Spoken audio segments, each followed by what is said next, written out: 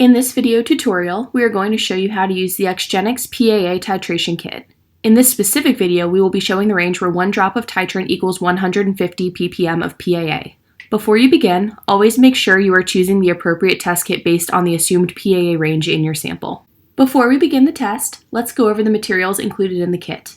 The kit includes 1 bottle of sulfuric acid, 50%, 1 bottle of potassium iodide, 50%, 1 bottle of starch indicator solution, 1%, and 1 bottle of sodium thiosulfate, 1.0 N.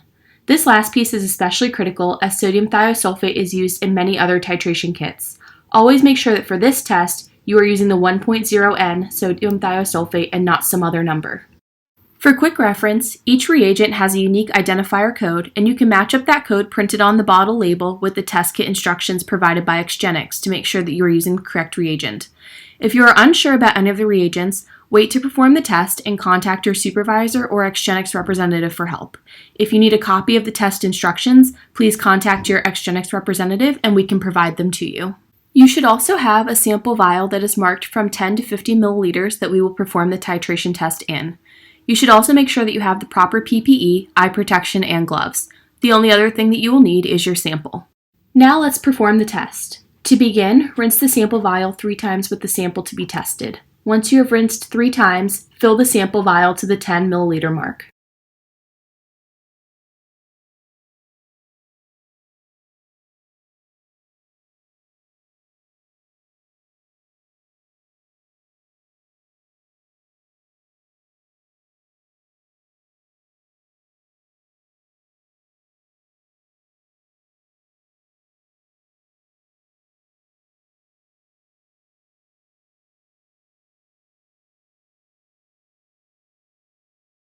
Next, add 10 drops of sulfuric acid 50%, that's reagent SA7940.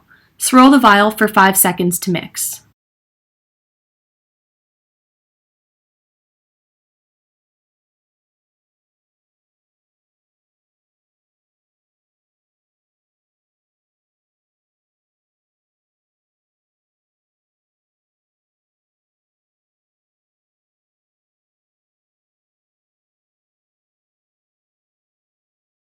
Next, add 1 drop of potassium iodide, and that's reagent PI7450, and swirl for 5 seconds to mix. If PAA is present in the sample, you will notice a color change from colorless to yellow or yellow-brown.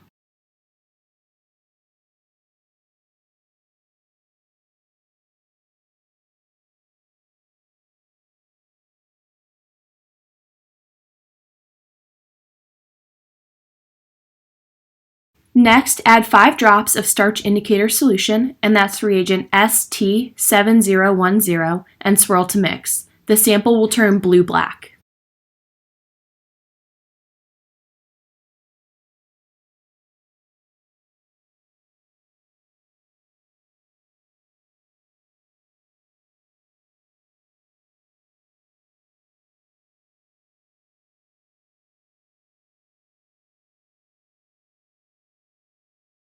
Now we are going to titrate the sample using the sodium thiosulfate 1.0 N, and that's reagent ST9965.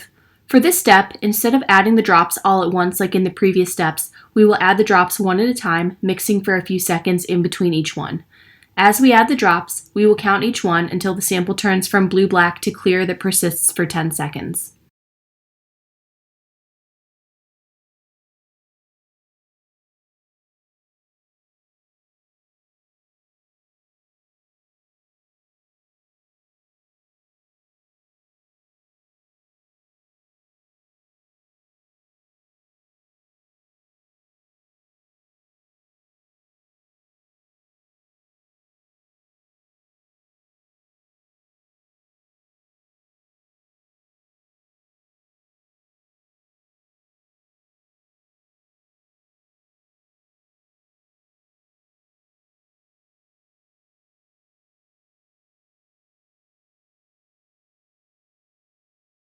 This sample took 11 drops of the sodium thiosulfate 1.0 N to change from blue-black to clear.